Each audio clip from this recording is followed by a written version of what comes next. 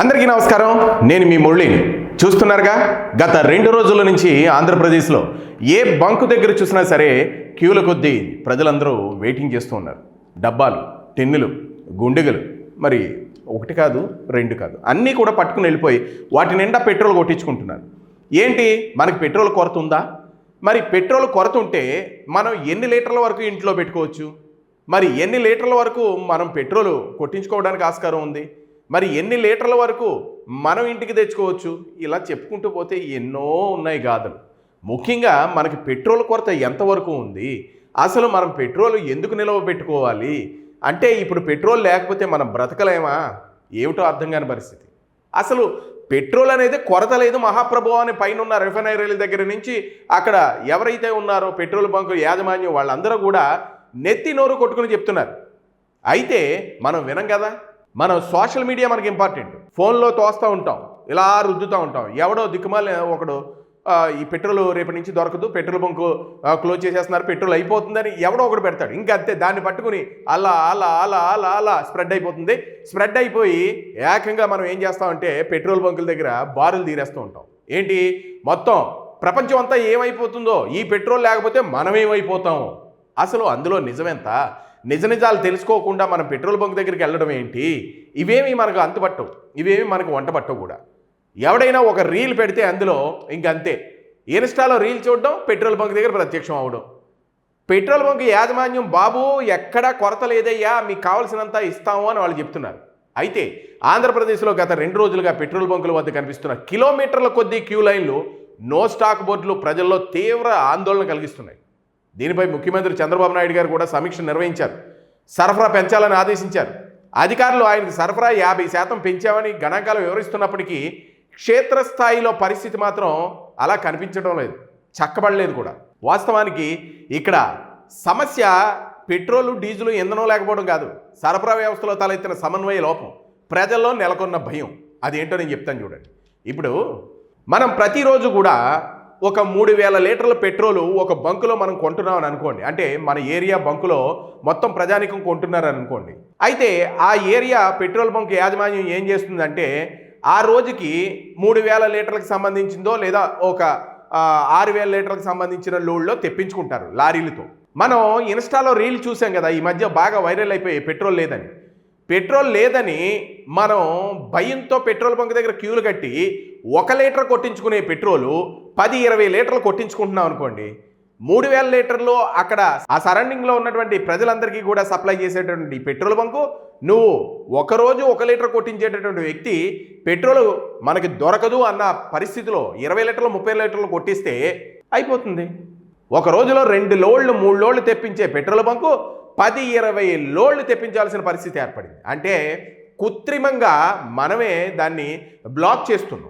అయితే ఇప్పుడు ఒక పెట్రోల్ బంక్ దగ్గర నుంచి ప్రతిరోజు ఒక 3-4 లోడ్లు పంపించవలసిన ట్యాంకర్లు ఒకే రోజు 20-30 ట్యాంకర్లు కావాలి అని రిఫైనరీల దగ్గరికి మనం పంపించడం వల్ల అక్కడ వాళ్ళు నోరు తేలేస్తున్నారు. ఒక పెట్రోల్ బంక్ వాళ్ళు పంపించరు కదా.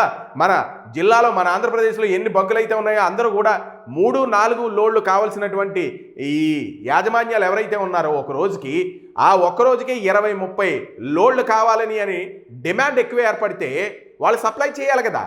ఇప్పటివరకు ఆంధ్రప్రదేశ్ రాష్ట్రంలో ఒక 40 లోడ్లు అవసరం అయింది అని అనుకుందాం. అటువంటిది ఇప్పుడు 400 లోడ్లు అవసరం అవుతున్నాయి, 400 ట్యాంకర్లు అవసరం అవుతున్నాయి అని అంటే పైనుంచి సప్లై కావాలి కదా. ఇది అంతా కూడా ప్రజల్లో నెలకొన్నటువంటి భయం. పెట్రోల్ ఎందుకు ఉండదు? పెట్రోల్ ఎక్కడ పడితే అక్కడ దొరుకుతుంది, డీజిల్ ఎక్కడ పడితే అక్కడ దొరుకుతుంది. ఈ Insta reels, Facebook, Twitter, Ramachandra, ఈ సోషల్ మీడియాలో ఏది నమ్మాలో ఏది నమ్మకూడదో తెలియనటువంటి పరిస్థితి కనపడుతుంది. అసలు పెట్రోల్ అనే దాన్ని మ్యూజియంలో పెట్టేస్తారా అన్న ఆతృత, అంత భయంతో టిన్నులు, ఇంటిలో ఉన్నటువంటి సామాగ్రి, గిన్నెలు, వాటర్ క్యాన్లు ఏవి దొరికితే వాటితో పట్టుకుని వెళ్ళిపోయి పెట్రోల్ బంక్ దగ్గర ప్రత్యక్షం అవుతున్నారు. 1 లీటర్ అవసరం ఉన్నా సరే 20-30 లీటర్లు కొట్టించేసుకుంటున్నారు. ఎందుకది అలా కొట్టించుకుని నువ్వు ఇంట్లో పెట్టుకోవడం వల్ల కూడా అది చాలా ప్రమాదం. అది దానివల్ల ఏంటి, ఈ పెట్రోల్తోనే నువ్వు బ్రతికేస్తావా? ఈరోజు రేపు ఎల్లుండో ఆగు, ఒక 2 రోజులు ఆగవయ్యా. ఆగితే వాళ్ళకి మిగిలిన ఆ ప్రజానికం అందరికీ కూడా తెలుస్తుంది కదా, అరే మనం చేసేది తప్పు కదా, ఎక్కడ కృత్రిమ కొరత లేదురా బాబు, మనం చేయడం వల్ల అది అలా ఏర్పడింది అని వాడు కూడా తెలుసుకుంటాడు. వాళ్ళు తెలుసుకునేంత వరకు ఎవరు ఆగకుండా ఎదుటివాడు ఏదో చేస్తున్నాడని మనం కూడా ఇదే విధంగా ఆయిల్ క్యాన్లో పెట్రోల్ బంకు దగ్గరికి ప్రత్యక్షం అయిపోతే వాళ్ళు ఏం చేస్తున్నారు, పోలీసులను పెట్టి ఒక లీటర్ కొట్టాల్సిన వాడికి 1/2 లీటర్ కొడుతున్నారు, ఓ 3 లీటర్లు కొట్టాల్సిన వాడికి లీటరే కొడుతున్నారు. ఇట్లా పెట్రోల్ పోయడం వల్ల పాపం అర్జెంటుగా వెళ్ళే వాళ్ళకి ఎంత ఇబ్బంది కలుగుతుంది, పాపం అత్యవసరంగా వెళ్ళాల్సిన వాళ్ళకి ఎంత ఇబ్బంది కలుగుతుంది. మనం అవేం పట్టించుకోం. అదేం దౌర్భాగ్యమో తెలియదు కానీ నిజంగా మనమే బ్రతకాలి, ఈ సమాజంలో మన కుటుంబమే ఉండాలి, మేమే ఉండాలి, నేనే ఉండాలి అంటే వాడికే పెట్రోల్ దొరకాలి, వాడికే డీజిల్ దొరకాలి, ఇంకెవడికి దొరకకూడదు, అందరూ కూడా తెచ్చుకుని ఇంట్లో కూడా పెట్టుకోకూడదు, ఆడే పెట్టుకోవాలి. అది ఆడి తుత్తర. ఎవరైతే దీన్ని ఫాలో అయిపోతున్నారు, గుడ్డిగా సోషల్ మీడియాను ఫాలో అయిపోతున్నారు, దాన్ని తగ్గించుకోండి అయ్యా బాబు. అసలు ఏం జరుగుతుందో కూడా తెలుసుకోండి. కృత్రిమ కొరత ఎవరు సృష్టించట్లేదు, ప్రభుత్వాలు సృష్టించట్లేదు, అక్కడ ఉన్న రిఫైనరీలు సృష్టించడం లేదు, పైన ఉన్న సప్లైదారులు సృష్టించడం లేదు, నీ అంతటా నువ్వే సృష్టించుకుంటున్నావు. 1 లీటరు ఒక రోజుకి ఖర్చు పెట్టే నువ్వు ఒక పెద్ద టిన్ను పట్టుకుని వెళ్ళిపోయి నాకు ఈరోజు 30 లీటర్లు కొట్టండి అని అంటే వెనకాల వచ్చేవాడికి పెట్రోల్ దొరకదు కదా. పెట్రోల్ బంక్ వాళ్ళు కూడా అవ్వకైపోతున్నారు. ఇది ఎక్కడ దారుణం అండి?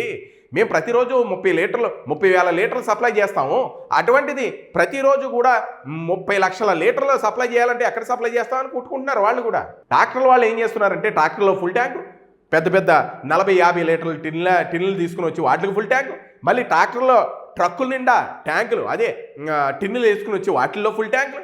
ఇంకేముంది, ఒక లారీకి సరిపడిన సప్లై అంతా కూడా ఒక ట్రాక్టర్ ఒకటి తీసుకుని వెళ్ళిపోతున్నాడు. ఏ అని అడిగితే డీజిల్ దొరకదట కదండి, ఫోన్లో వచ్చేసిందటండి, డీజిల్ దొరకదంట, మరి మేము బతకాలి కదండి. ఈ విధంగా మాట్లాడుతున్నారు ఎవరో మాట్లాడినా. అసలు అందులో నిజం ఎంత, అబద్ధం ఎంత? ఆడెవడో దిక్కుమాలేదవో ఒక రీల్ చేసి అందులో పెట్టాడు, దాన్ని నువ్వు చూసావు, అందులో నిజం ఎంత అబద్ధం ఎంత తెలుసుకోవాలి కదా. నువ్వు చేసే ఒక్క తప్పు వల్ల మొత్తం ఆంధ్రప్రదేశ్ అంతా కూడా చాలా ఇబ్బందులు ఫాలో అవుతున్నాయి బ్రదర్. నువ్వు ఆలోచించు, ఇందులో నిజమెంత? పోనీ నిజంగా పెట్రోల్ దొరకట్లేదండి, ఎన్నాళ్ళు దొరకదు? ఒక రోజు దొరకదు, లేదా ఒక వారం దొరకదు. ఒక వారం దొరకలేదనుకో ప్రపంచం అంతా ఏమైపోతుంది, ఆంధ్రప్రదేశ్ అంతా ఏమైపోతుంది? ఎక్కడికక్కడ స్తంభించిపోతాయి కదా. స్తంభించిపోతే ప్రభుత్వాలు చూస్తూ ఊరుకోవు కదా. చూస్తూ ఊరుకోకుండా ఎక్కడికక్కడ ప్రభుత్వానికి కూడా ఇన్కమ్ కావాలి కదా, ఇన్కమ్ సోర్సెస్ ఉండాలి కదా. అరే ఇవేమీ కూడా దృష్టిలో పెట్టుకోకుండా వెంటనే టిన్ అవుట్ పట్టుకుని పెట్రోల్ బంక్ దగ్గర ప్రత్యక్షం అయిపోయి నీకు లీటర్ కావాల్సింది 30 లీటర్లు 40 లీటర్లు కొట్టించేసుకుంటే వెనకాల అత్యవసరంగా ఉన్నవాడికి అక్కడికి అవసరం కావాలి కదా. అసలు ఎక్కడ చూసినా కూడా అరే కొరత లేదురా మహాప్రభు అని నెత్తి నోరు కొట్టుకుంటున్నారు. కొన్ని బంకులు అయితే ఖాళీగా కూర్చొని మా బంకులో పెట్రోల్ ఉందా రండి అని చెప్తున్నాయి. అంటే కొన్ని ఏరియాల్లో కృత్రిమ కొరత ఉంది, కొన్ని ఏరియాల్లో ఏమీ లేదు. అది కూడా ఎవరైతే సోషల్ మీడియాను ఫాలో అవుతున్నారో, గుడ్డిగా నమ్ముతున్నారో వాళ్ళు చేస్తున్నటువంటి కొరత ఇది. కర్మరా బాబు అనుకుంటున్నారు తెలిసిన వాళ్ళందరూ కూడా. కానీ మీరు చేస్తున్నటువంటి ఈ పనులు చూస్తూ ఉంటే బయట రాష్ట్రాల వాళ్ళు నవ్వుకుంటున్నారు కూడా. నిజంగా ఈ అధికారులకి చంద్రబాబు నాయుడు గారు చెప్తే ఏమండి 50% పెంచామండి, ఇవిగో లెక్కలు చూడండి అని వాళ్ళు వివరిస్తుంటే ఇక్కడ బంకుల దగ్గర మాత్రం మనం పట్టుకెళ్ళిపోతే మాత్రం ఎక్కడ ఏం పెట్టుకుంటావు? నువ్వు ఇంట్లో పెట్టుకున్నా కూడా ప్రమాదమే కదా అది. వాస్తవానికి ఇక్కడ సమస్య ఇంధనం లేకపోవడం కాదండి, సరఫరా వ్యవస్థలో తలెత్తిన సమన్వయ లోపం, ప్రజల్లో నెలకొన్న భయం, ఇంకా పెట్రోల్ దొరకదేమో అన్న తుత్తర. ప్రభుత్వానికి ఎన్ని కిలోలీటర్ల చమురును మార్కెట్లోకి చేసిందన్న దానికంటే సామాన్యుడికి ఈ పెట్రోల్ బంకు వద్ద పెట్రోల్ దొరుకుతుందన్న నమ్మకాన్ని నమ్మకం కలిగించడంలో ప్రభుత్వాలు కూడా విఫలమవుతున్నాయి. ఎందుకంటే నువ్వు పొలోమని పట్టుకుని వెళ్ళిపోతుంటే ఇంకేంటి. నెల రోజుల క్రితం పొరుగు రాష్ట్రమైన తెలంగాణలో, ముఖ్యంగా హైదరాబాద్లో పెట్రోల్ కోసం ఇలాంటి ఆహాకారాలే వినిపించాయి.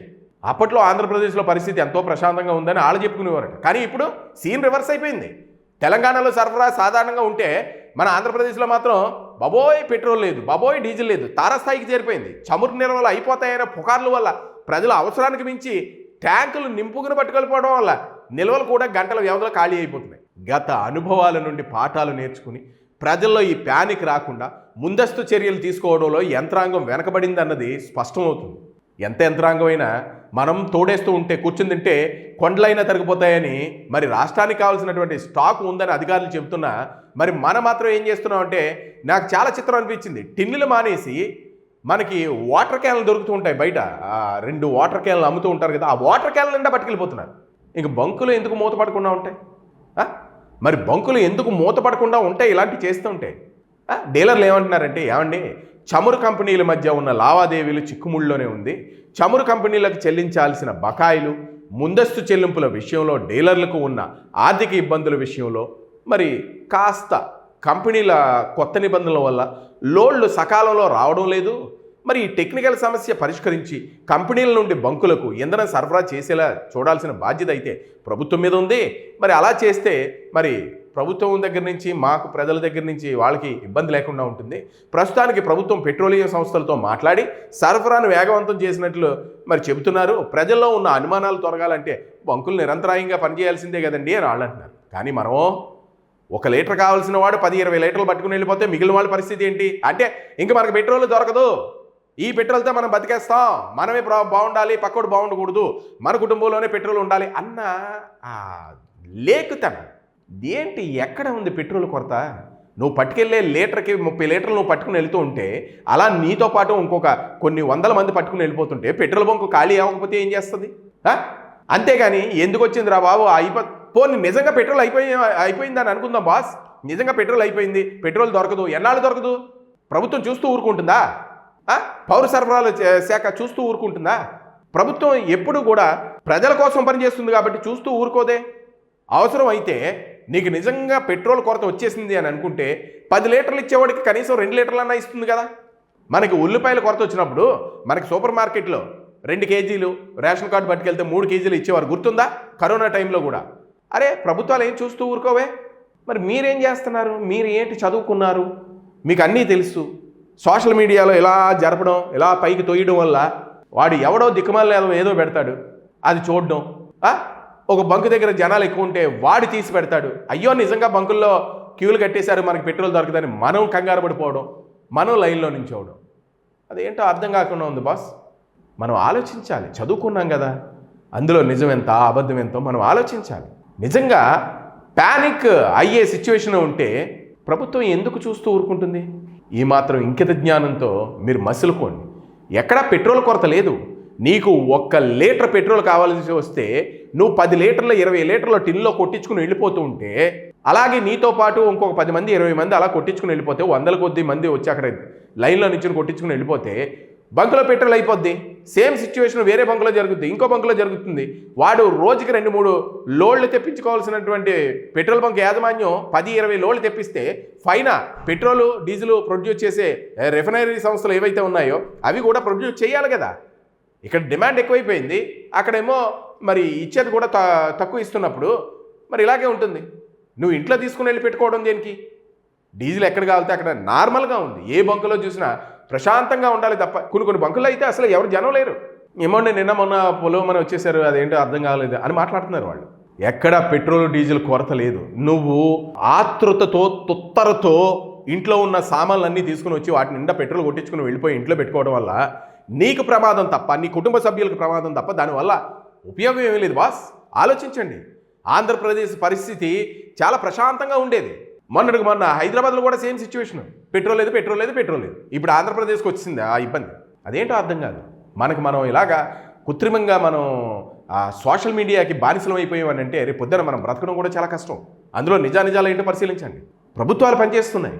చంద్రబాబు నాయుడు గారు ఆయా అధికారులని వాళ్ళని నిలదీసి అడిగితే వాళ్ళు చెప్తున్నారు, ఏమంటే మేము 50% ఎక్స్ట్రా ఇస్తున్నాము, 100% ఇప్పుడు చమురు ఇస్తున్నాము, దానికి మళ్ళీ ఇంకొక 50% ఇస్తున్నాము, అయినా ఏంటో మాకు అర్థం కావట్లేదు అని చెప్తున్నారు. అంటే అర్థం కాకపోతే ఏంటి? నువ్వు పట్టుకుని వెళ్ళిపోయి నువ్వు తాగేస్తున్నావు.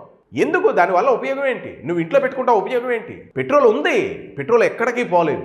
అంటే నువ్వు ఎక్కువగా కొనేసి ఇంట్లో పెట్టుకోవడం వల్ల డిమాండ్ ఎక్కువైపోయింది బంకుల దగ్గర, దానివల్ల ఉపయోగం లేదు. ఆలోచించండి. సోషల్ మీడియాని గుడ్డిగా నమ్మకండి, నిజాలు ఏంటో తెలుసుకోండి. మరి ఈ వీడియోపై మీ అభిప్రాయాలను కామెంట్ రూపంలో తెలియజేయండి. వీడియోని లైక్ చేయండి, షేర్ చేయండి. Thank you.